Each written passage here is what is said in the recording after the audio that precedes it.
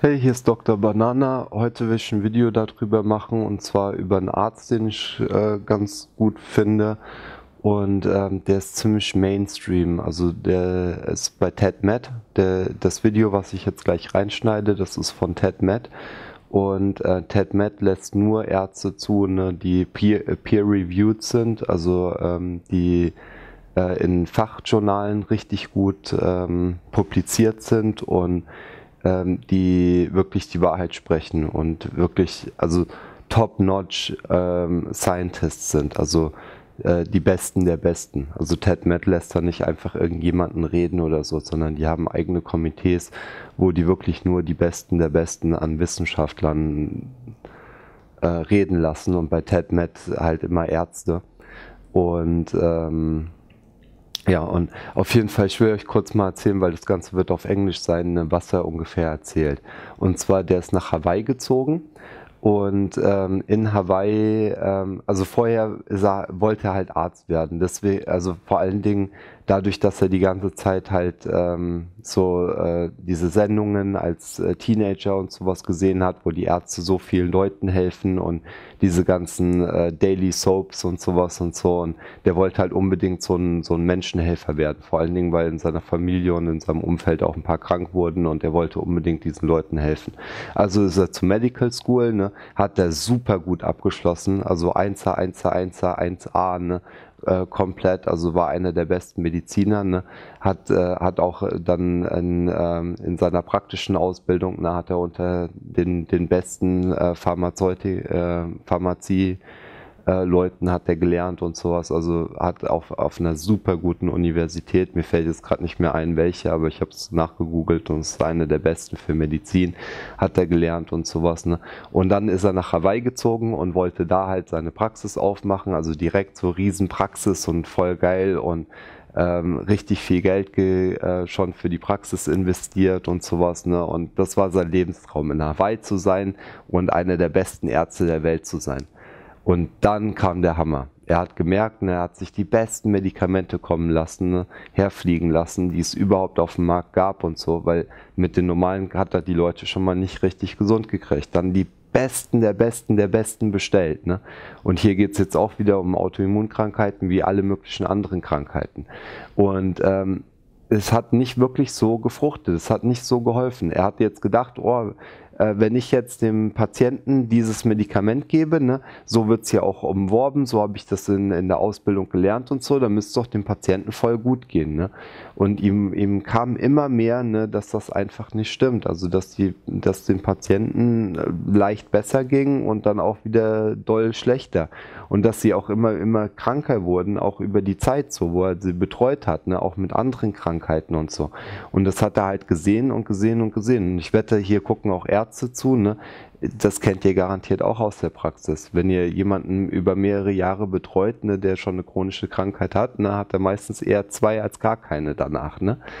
Und da könnt ihr auch nicht so viel tun, also mit den normalen Medikamenten. Und das stellte er halt auch fest. Ne? Und das ganze Publikum besteht nur aus Ärzten, und die alle am Applaudieren und so. Das seht ihr in dem Video und sowas. Ne? Und was bedeutet, die kennen dieses Problem auch. Also ich meine, das sind alles Ärzte, die da sitzen und die dem zugucken. Ne? Und so, dann ist er halt hingegangen, ne, und hat sich halt überlegt, warum, ne, und vor allen Dingen das Krasse in Hawaii ist halt, ne, dass Hawaii ist, überall ziehen da die Leute hin, also Hawaii ist ein Mischvolk aus allen Völkern aus der ganzen Welt, ne.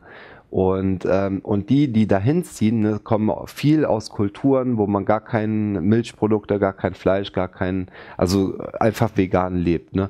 Oder fast vegan, also vielleicht mal in der Woche einmal irgendwie Fleisch oder sowas, und Milch und sowas gar nicht. Und so haben sich die Älteren ernährt. Und ihm ist halt aufgefallen, ne, hier ist ein 80-, 90-jähriger Opa, ne, der gesund ist, der jeden Tag noch hier laufen geht und so, und vielleicht sogar fast noch joggt, ne, oder dann halt langsamer geht, ne. Aber er ist halt fit, weißt du, er sieht fit aus, er ist fit, seine Blutwerte sind gut und so weiter, und hat keine Krankheiten und sowas, ne. Und dem seine Kinder, ne, alle von dem seinen Kindern, ne, haben chronische Krankheiten und sind gerade mal 30 oder 40, ne. Und alle Kinder durch die Bank, ne, sind krank. So, da kann doch irgendwas nicht stimmen. Und die Frau genauso gesund, ne? Und ihm ist halt immer aufgefallen, womit ernähren sich die Kinder und womit ernähren sich die Älteren. Also die erst hergezogen sind, ne? Womit ernähren die sich und womit ernähren sich die halt zweite und dritte Generation in Hawaii sind. Ne? Und es ziehen auch noch 20-Jährige jetzt noch nach Hawaii, ne? Oder da, wo er das halt beobachtet hat. Ne? Und die waren auch gesund und blieben gesund. Ne? Und dann erst die zweite Generation, die dann, weil die Älteren oder die aus einer anderen Kultur nach Hawaii kommen, die weigern sich grundsätzlich dieses Essen zu essen, also dieses normale amerikanische oder auch mittlerweile europäische Diät, ne, die halt, ja, also das mögen die einfach nicht. Da könnten die sich übergeben von, ne? Und die Jungen, die mögen das halt, ne? Und es ist einfach kulturell angezogen und durch Werbung und durch Manipulation einfach in den Kopf reingemacht, ne? Was man gerne isst. Also ja, und auf jeden Fall beschreibt er dann halt, ne, wie er dann die Leute halt wieder gesund kriegt. Ne? Und also, dass er dann erstmal die Medikamente dann halt sein gelassen hat, ne, und dann erstmal probiert hat, die einfach auf die normale alte Ernährung, also von den Opas und sowas draufzusetzen. Und wir reden ja jetzt gerade so über Autoimmunkrankheiten und sowas, ne? Und gerade, ich glaube jetzt bei Morbus Crohn, ne? Und werde ich dieses Video machen, ne? Oder erstmal reinschneiden. Und da hat er eine volle Erfolgsquote, ne? Wenn er die Leute einfach auf eine Ernährung umsetzt, ne? Die wieder den Alten entspricht, ne? Und kaum eine, ne? Wenn er die ganzen Medikamente, die er alle schon durchprobiert. Ne? Und ihr könnt dann auch auf seine Webseite gehen und ihr könnt auch mehr Videos noch von ihm angucken. Also ich habe mir ziemlich alles angeguckt, ne? Und da beschreibt er noch viel mehr in Detail die verschiedenen Krankheiten und eigentlich immer die gleiche Ernährung, die alles immer heilt. Ne? Und ist jetzt in Hawaii, ne, ist mittlerweile einer der berühmtesten Ärzte dort. Ne? Alle Leute gehen immer zu ihm oder zu einem von seinen Ärzten, die halt in seiner Praxis arbeiten. Weil die haben den Ruf, ne, jeden wieder gesund zu kriegen. Und ja, und dann noch nicht mal mit Medikamenten, das ist halt das Witzige, ne? Aber sie haben halt diesen Ruf, ne? Jeder ist wieder gesund, wenn er bei dem Arzt war und das befolgt, was er sagt. Und ja, und auf jeden Fall, das wollte ich einfach mal mit euch teilen, weil das hier ist ein pre-reviewed, ne, Mainstream, ne, Arzt, ne, der in Zeitschriften publiziert, ne, die rein immer von Wissenschaftlern und von Ärzten nachkontrolliert werden, ob diese Sachen stimmen, ob die Studien stimmen, ob die Daten stimmen und so weiter und so fort. Ne? Und der dürfte niemals, hier bei TED, ne, dürfte der niemals reden, ne, wenn er nicht ganz klar bewiesen hätte oder hat, ne, dass das so ist. Also die lassen sowas nicht zu, dass da irgendjemand kommt und dann einfach sagt, ja, Guru, Homöopathie. Homöopathen würden die niemals bei TED-Med zulassen. Außer er wird wirklich beweisen, ja, mit Studien beweisen, dass Homöopathie funktioniert. Was bis zum heutigen Tag keiner geschafft hat. Ne? Aber dann wird er natürlich sofort seinen Platz bei TED kriegen. Ne? Aber TED lässt halt nur solche Leute zu. Und gerade TED-Med ist besonders streng, weil das ja nur Ärzte sind. Und ja, und ich finde es einfach für deutsche Ärzte, ne, guckt euch sowas an, ne, und heilt die Leute. Bitte heilt sie. Und sagt nicht immer, oh, man kann nicht heilen. Man kann nur Symptome lindern oder gar nicht mal lindern, sondern einfach die Leute beim Verrecken begleiten, ja, weil das ist ja das, was ihr im Moment tut, ne? Die Leute beim Verrecken begleiten. So. Und ja, auf jeden Fall guckt euch das Video an, ne? Und bis zum nächsten Video. Hier ist Dr. Banana. Tschüss.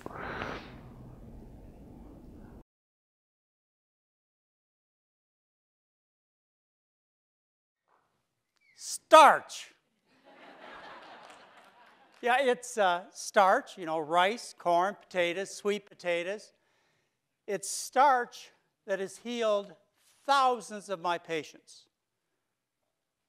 Like, for example, A young lady from the Bay Area had deforming rheumatoid arthritis, to the point where she couldn't catch her mom. And Julia Baker decided at 17 years old she was going to change her diet. She was going to give up the cheese and the meat and the oil and switch to a diet based upon rice, corn, and potatoes. And it took about 7 days before she started getting better. Or from Sacramento, Robert Cross used to work in the Attorney General's office. He got terrible chest pains, high blood pressure, diabetes, high cholesterol, overweight. Went to his doctor for a solution. Quickly ended up in front of the cardiologist, who recommended what? The heart surgery. He said, no, I've got a better idea. And he switched to a starch-based diet. Lost 60 pounds, dropped his cholesterol from 300 to 150, cleaned out his arteries. Or Deb Tissack from Chicago. Had terrible multiple sclerosis. In fact, she fell down, stayed down for a month, couldn't get up. Her doctor told her she'd be in a wheelchair in 5 years and likely bedridden or dead in 10. She says, I'm not going to do that. So what she did is she switched to starch. Yeah, starch. I'm Dr. John McDougall. I've been in this business for 44 years. And I'm the luckiest doctor in the world because my patients get well. It started out, I have to tell you, it started out by a bit of an accident. I was in Michigan, to Hawaii for my internship back in 1972. I stayed on Oahu for a year, practiced just general internal medicine or internship type of program. And then after a year, I fell in love with Hawaii and I didn't want to leave. So I took a job on the Big Island as a plantation doctor. And there I worked as a general doctor for 3 years. I caught babies, I pronounced people dead, I did brain surgery in the middle of the night. But I learned everything that I know today during those 3 years from my patients. The first thing I learned is that I wasn't a very good doctor.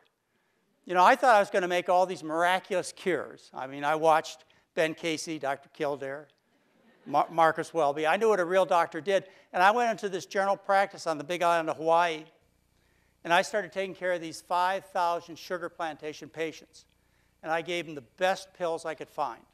Sent them off to the best surgeons in Honolulu. And they wouldn't get well. They just stayed fat and sick. I thought it was because I was a bad doctor. I realized my limitations as a physician during those 3 years. I was humbled. The second thing that I learned from my patients, and it was a unique setting on the Big Island of Hawaii and the sugar plantation, is I learned how to eat because I was taking care of 5,000 people who ate differently. I was taking care of first, second, third, and fourth generation Filipinos, Japanese, Chinese, and Koreans. Now, my first generation, they learned about how to eat when they were little kids in their native land of the Philippines, Japan, China, Korea. They learned a diet of rice and vegetables. And then they had the fortune of moving to the Big Island to start new families, a new life. But with them, they took their original diet, and they continued to eat rice and vegetables. The kids, who were influenced a little bit by the Western diet, they started to change. And by the time you got to the grandkids, you were looking at people who ate the traditional Western diet. Now, realize these are people of the same genetics, same kind of work for over 100 years on the sugar plantation. Yet before my eyes as a doctor, what I saw is I saw people living on rice and vegetables, no dairy, just a little bit of meat at most, trim, healthy, hearty people, no MS, no arthritis, no diabetes, no heart disease in that first generation living on those traditional diets. And then I watched the second generation get a little fatter and sicker as they abandoned starch. And then the third generation, which feared starch, rice, corn, potatoes, and took on meat and dairy in their diet and oils, they got fat and sick just like every other American. Well, after 3 years, I had to leave as a general practitioner. I went back to Oahu to become a board-certified internist. And I spent the next 2 years studying in the scientific library, in the medical library, next to Queens Medical Center, to see whether anybody else had made this observation, that people who live on starch, rice, corn, potatoes, sweet potatoes, are thin, healthy, hearty, young-looking, not just in the world today, but throughout history, and that will switch to a well-balanced diet, the rich American diet, with lots of protein and calcium and other of these wonderful nutrients, that they got fat and sick. And what I found out was that scientists over the previous 100 years had made this observation. In fact, it goes further back than that. That was important, because that told me right there and then that getting older didn't mean getting fat and sick. It didn't have to be that way. But as I read in the science, I discovered something else that was really profound, and I'm sure it's going to be easy for you to understand. When you stop doing things that make people sick, they get well. And so if I had figured out that eating a well-balanced diet with lots of meat and dairy made people sick, then the only next clue I needed was the idea that I could be a miracle doctor. I could fulfill what I wanted to do as a physician, which is to help other people by applying this very simple principle. And that is to feed people a diet for human beings. You know, there is a diet for people. I know you might be surprised considering the variety that everybody eats. But there is a diet for human beings. And each and every one of you ought to be able to answer that question for yourself, for your spouses, for your children, for your friends. You should be able to have that answer. When somebody says, well, what do human beings eat? I mean, after all, you know what a cat eats, right? Yeah, you know, cats are carnivores. And horses, they have a diet. And parrots have a diet. You never take and feed your parrot meat or your cat nuts and seeds. So every animal must have a diet. What is the diet for human beings? Well, history would tell us what that is. When you look back through history, and you can go back 2.5 million years, and you see that the bulk of human beings have lived on starch-based diets. We have evidence from 44,000 years ago that said that the Neanderthals lived on starches. And from 30,000 years ago, we have population studies in Europe that talk about people living on starch-based diets. I mean, that's pre-agriculture, so they say. That's pre-civilization, so they say. But how about over the last 10, 12, 14,000 years? We have really direct evidence. We have written evidence about what people ate. And if you're a person of history, you know what people ate. Throughout human history, all large, successful populations of people have obtained the bulk of their calories from starch. I'm sure lots of examples are popping in your mind. You're thinking about the Aztecs and Mayans, the people of the corn. And if you go a little bit further south, and you look at the Incas, they lived on potatoes, except when they went to battle, and then they switched to quinoa. And if you go to the Middle East, these people are from the bread baskets of the world. In Asia, I think most people can relate to the rice-based diets. And think about these people. Trim, hardy, healthy, strong warriors. The diet of human beings has been traditionally and always will be a diet based on starch with the addition of fruits and vegetables. What happened is people became more effective at gathering calories. And the richer people in each and every society, what happened to them is they no longer had to eat the starches. They could instead eat the animals that were eating the starches. And as a result, there was a certain segment of the population throughout all of human history that became wealthier than the rest of the people. And these people could eat meat in the form of pheasant or pigs or other kinds of animals and put the starches as side dishes. You have the pharaohs and the kings and the priests and the priestesses of 3,500 years ago who are described as fat. The examination of their bodies 3,500 years later shows terrible atherosclerosis, gallbladder disease, and all kinds of other problems of Western civilization. Well, we had a few kings and queens back then. And then as time went on, more and more people were able to eat like kings and queens. And you recall King Henry VIII and his court. What'd they look like? Americans. That's what they looked like. And then as time went on, we became more efficient at gathering food. People became wealthier. We had the Industrial Revolution in its midst 150 years ago, and we had the discovery of fossil fuel.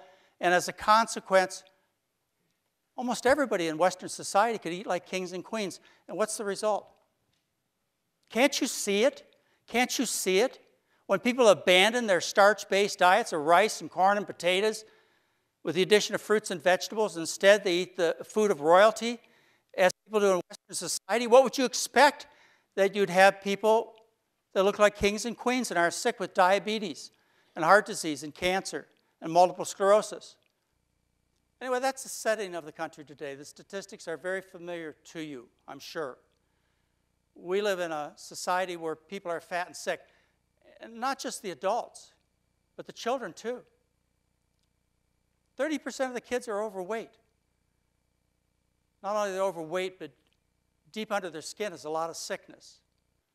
These kids have atherosclerosis. They have arthritis. They suffer precocious puberty. Little boys are going through puberty at age 9. Little girls around age 8. That's 5, 6 years before intended. We have a society of sick children. Now, come on. Civilized people don't let children be hurt. But somehow we do in our society. Somehow it's okay for the kids to be sick. Well, it's not okay. People should rise up to the occasion and protect our children. How about our soldiers? Yeah, our soldiers are sick. We send our men and women across the world to represent us and to keep us safe, and yet half the soldiers are overweight. And underneath that obesity is a lot of sickness. What kind of society tolerates men and women who fight in our defense, tolerates them being ill because of the rich Western diet, feeds them a diet of kings and queens? Makes no sense at all. How about our businesses? We're competing in a world market, and our fat and sick. How do we compete with people in Japan who live on starch-based diets, or China, or India? Oh, I know how we compete. We just wait till we switch to the American diet and get fat and sick, right? No, I think there's a better way. We can work hard to get our employees healthy. How about a healthcare system where 20% of our gross national product is expected to be spent on illness? How can we ever get ahead? How can we solve the deficit? How can we fix this world? When we have a world where people look and feel and function like kings and queens. The solution is simple, but it doesn't favor business. That's the problem. We have a celebration here. George McGovern, Senator George McGovern, died last month, October 21st, 2012. George McGovern was essentially the author of the Dietary Goals of the United States, which were published in January of 1977. These goals were to be similar to the Surgeon General's report of 1964. The Surgeon General's report of 1964 changed America, changed the Western world. Back then in the 70s, half. Today, fewer than 20% of people smoke. Back in the 70s, obesity was half of what it is today. Diabetes was half of what it is today. Industry has won. Americans have lost. But we have an option to change that by becoming informed about what the human being eats. The human being is a starch eater. All of you out there that are suffering, your families are suffering, and you're looking to modern medicine for a solution, stop looking. They're not going to cure dietary diseases with a pill or a surgery. You are going to fix dietary diseases by fixing the problem, which is the food. And when you fix the food, what happens is people get healthy. You as individuals, sick with various diseases, communities, countries, and the world can get healthy by making a simple change back to a starch-based diet. And I believe it will make economic sense to have a healthy country. I believe it's worth doing. Now, I know a lot of you who are new to this, you think about changing your diet. And somebody says to you, Well, you have to give up meat. You have to give up dairy, your ice cream, your cheese, your chicken, your steaks. You say, I'm going to starve to death. That's like asking me to give up breathing or asking me to give up drinking water. You think it's an impossible task. That's because you've been faced with a serious untruth about starches. You love starch. I know you do. When I mention rice and beans, you have a very positive reaction. If I mention pasta, you say, well, that's comfort food. Potatoes, I was raised in the Midwest. If it wasn't for mashed potatoes, I wouldn't be here today. So when somebody says you must give up meat and dairy,